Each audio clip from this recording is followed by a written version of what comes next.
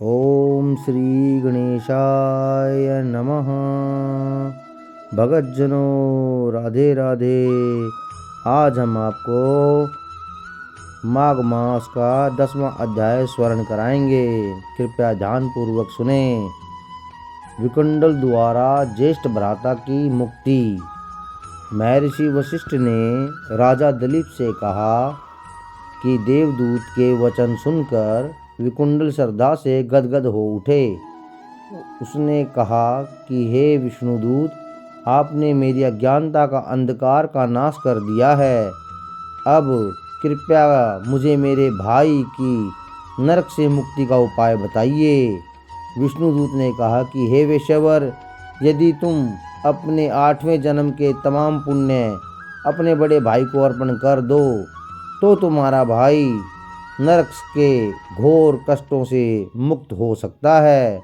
विकुंडल ने कहा कि मैं अपने 8वें जन्म के पुण्यों का दान देने के लिए तैयार हूँ। कृपया मुझे मेरे 8वें जन्म का हाल बताइए।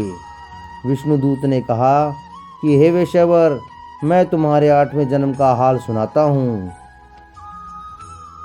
8वें जन्म में तुम मत्स्य देश में निवासी करते थे। तुम ज्ञानी, ध्यान व तपस्वी व अन्य विष्णु भगत थे। तुम सदैव माघ मास के व्रत तथा स्नान विधि पूर्वक करते थे। उसी प्रदेश में मधुबन में महर्षि शाकली भी निवास करते थे। उनकी पत्नी रेवती भी सती, साध्वी, धार्मिक व पतिव्रता स्त्री थी। रेवती भी सती, साध्वी, धार्मिक व पतिव्रता स्त्री थी। रेवती ने 9 पुत्रों को जन्म दिया। ऋषि के 5 पुत्र ध्रुव, शशि, बुध, तार तथा ज्योतिष्यमान अग्निहोमी थे। वे धार्मिक रूप से गृहस्थ आश्रम में जीवन व्यतीत कर रहे थे। महर्षि के शेष 4 पुत्र निर्मोही, जीतमाय, ध्यानकाम तथा गुणती, विरक्त तथा पुण्य सन्यासी थे। उन्होंने काम, क्रोध, लोभ, मोह, अहंकार, वायु, शीत, उष्णता इत्यादि को वश में कर रखा था।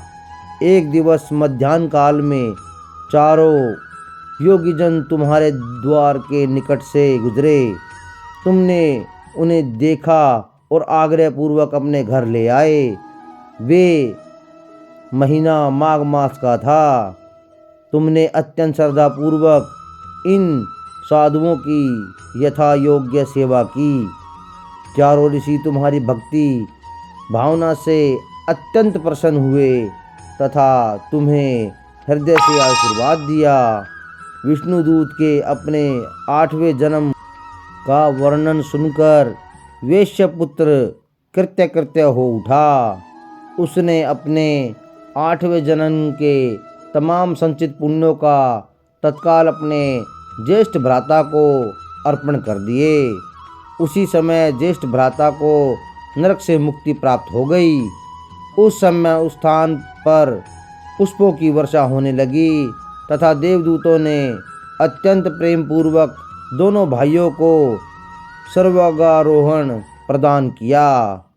अतः हे राजन, जो भी श्रद्धा पूर्वक माघ मास के व्रत पूजन तथा महात्म्य का पठन पाठन करेगा वह निसंदेह निष्पाप होगा। सहस्त्र गोदाम के पुण्य फल को प्राप्त करेगा तथा विष्णु लोक को अग्रसर होगा। इति माघ मास 10वां अध्याय समाप्त। श्रीमन्नारायण नारायण हरि हरि, भजमन नारायण नारायण हरि हरि। गोविंद बोलो, गोपाल बोलो, राधा रमण हरि गोविंद बोलो। बोलो जय जय श्री राधे। बोलो वृंदावन बिहारी लाल की जय।